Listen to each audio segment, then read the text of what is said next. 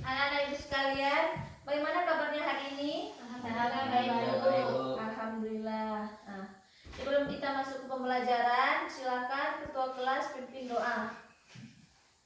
Siapa ketua kelasnya? Saya, Bu. Ya, silakan. Siap gerak, tegak gerak, berdoa mulai. Bismillahirrahmanirrahim. Raditu billahi rabba wa bil islam dina wa bi Muhammadin nabiyya wa rasula. Rabbi zidni ilman warzuqni fahman. Amin. Baik, alhamdulillah. Dengan pembacaan doa tadi, semoga lancar pembacaan kita hari ini sampai akhir nanti.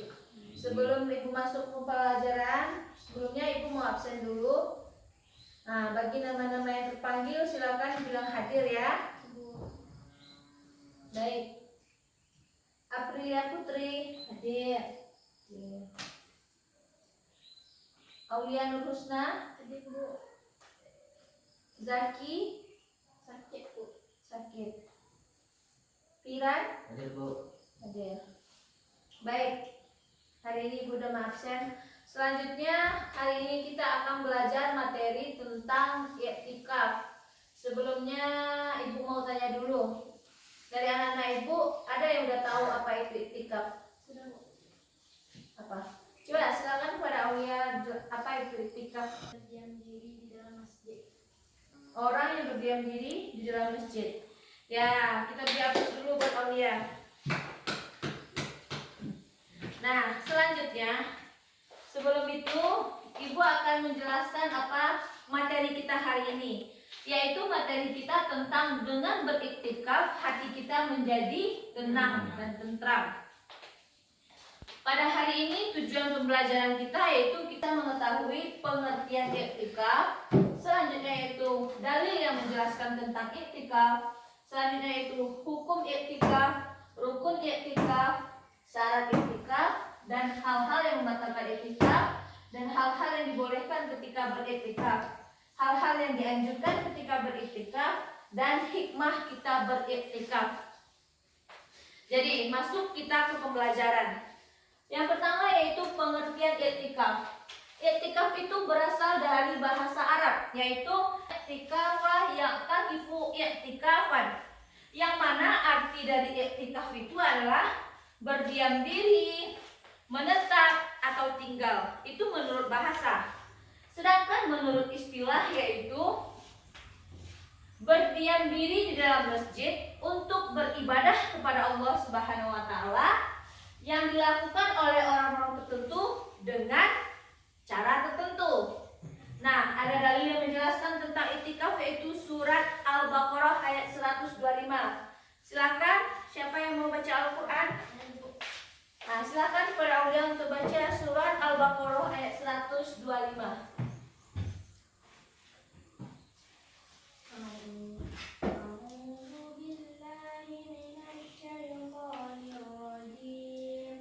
Bismillahirrahmanirrahim. Wa iz ja'alnal baita masabatan linnas. Masabatan linnasi wa amna wattakhizu min maqami Ibrahim musalla wa ahidna ila Ibrahim wa Ismaila an tahira wa Ismaila an tahira baitiya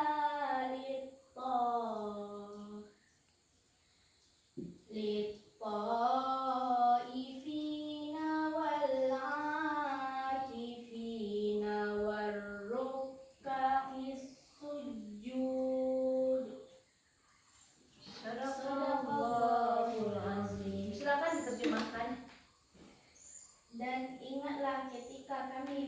menjadikan rumah Ka'bah tempat berkumpul dan tempat yang aman bagi manusia. Dan jadikanlah makam Ibrahim itu tempat sholat. Dan telah kami perintahkan kepada Ibrahim dan Ismail, bersihkanlah rumahku untuk orang-orang yang tawaf, orang yang iktikaf, orang yang ruku, dan orang yang sujud. Jadi dijelaskan dalam surat Al-Baqarah ayat 125 itu tentang iktikaf, yaitu Allah siapkan tadi tempat untuk beriktikaf bagi orang yang tawaf dan beriktikaf. Nah, selanjutnya hukum iktikaf itu adalah yang pertama, hukum iktikaf itu adalah sunnah. Hukum iktikaf itu bisa berubah ketika kita bernazar. Misalnya kita bernazar, seandainya kita lulus apa gitu, kita melakukan bernazar, saya akan melakukan iktikaf, maka hukum iktikaf itu jatuhnya kepada wajib karena kita telah bernazar. Paham? Paham, Bu? Apa hukum asal dari iktikaf? Hukum asal dari iktikaf adalah Sunnah. Nah, hukum asalnya adalah sunnah dan bisa berubah ketika kita bernazar menjadi wajib karena kita bernazar. Selanjutnya, rukun iktikaf itu. Rukun iktikaf itu ada 4. Yang pertama, niat. Yang kedua yaitu berdiam diri di dalam masjid. Yang ketiga, bertempat di masjid itu. Kalau bukan di masjid berarti bukan beriktikaf namanya. Yang keempat yaitu orang yang beriktikaf itu harus ada orangnya. Kalau tidak ada orangnya, siapa yang beriktikaf? Nah, jadi rukun iktikaf itu ada 4. Selanjutnya syarat iktikaf. Syarat orang yang beriktikaf itu adalah Islam, balik atau mubayyiz, berakal sehat, suci dari hadas dan haid. Selanjutnya suci dari nifas. Nah, yang selanjutnya yaitu hal-hal yang membatalkan iktikaf seseorang. Yang pertama yaitu hubungan suami istri. Yang kedua yaitu keluar sperma. Kalau kita udah balik itu udah tahu tuh, kalau perempuan dia bakalan haid, kalau laki-laki mereka akan mimpi basah. Selanjutnya yaitu sengaja untuk mabuk, maka itu akan membatalkan iktikaf kita. Murtad atau keluar dari agama Islam, haid, nifas, keluar dari masjid tanpa uzur, tanpa kepentingan keluar dari masjid, itu akan membatalkan iktikaf kita. Selanjutnya hal-hal yang dibolehkan ketika beriktikaf. Yang dibolehkan ini, yang dianjurkan atau yang dibolehkan, yaitu keluar masjid untuk keperluan yang tidak bisa ditunda.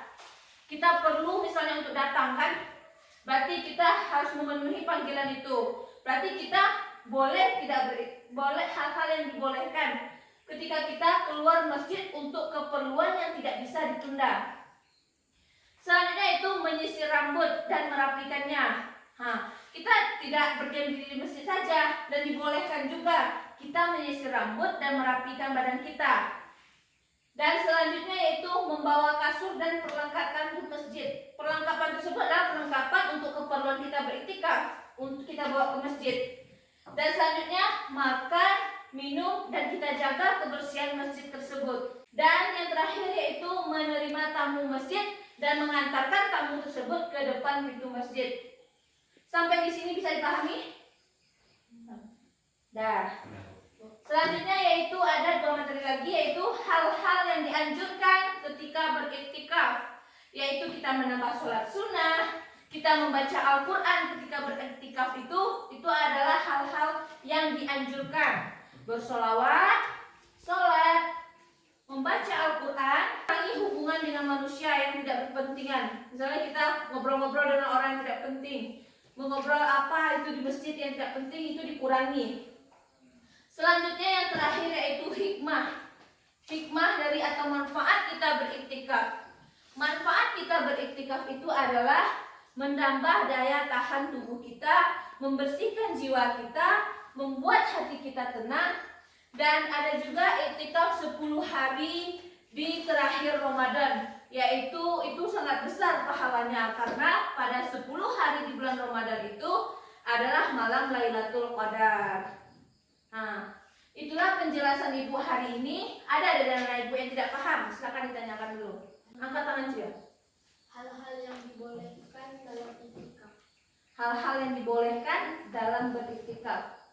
Hal-hal yang dibolehkan dalam iktikafnya. Jadi diulang lagi yaitu keluar masjid untuk keperluan yang tidak bisa ditunda. Maksudnya kita diundang oleh orang. Itu adalah kepentingan yang sangat penting. Berarti kita boleh keluar masjid itu karena kita ada kepentingan. Makanya kita dibolehkan keluar dari masjid tersebut. Selanjutnya yaitu kita menyisir rambut dan merapikannya. Kebersihan itu sebagian dari iman. Jadi di sini menjelaskan bahwa kalau kita itu menyisir rambut dan merapikannya itu adalah kebersihan diri kita. Selanjutnya itu membawa kasur dan perlengkapan itu tuh boleh ke masjid. Membawa perlengkapan tidur kita ke masjid itu boleh. Kenapa? Karena kita membutuhkannya. Selanjutnya makan dan minum.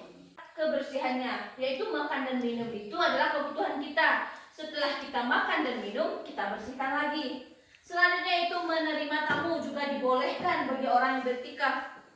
Menerima tamu dan kita antarkan tamu itu ke depan pintu lagi. Nah, sudah paham sampai di sini? Nah, ada lagi yang mau ditanyakan? Sebelum ibu tutup, ada lagi yang mau ditanyakan? Atau ada yang tidak dipahami?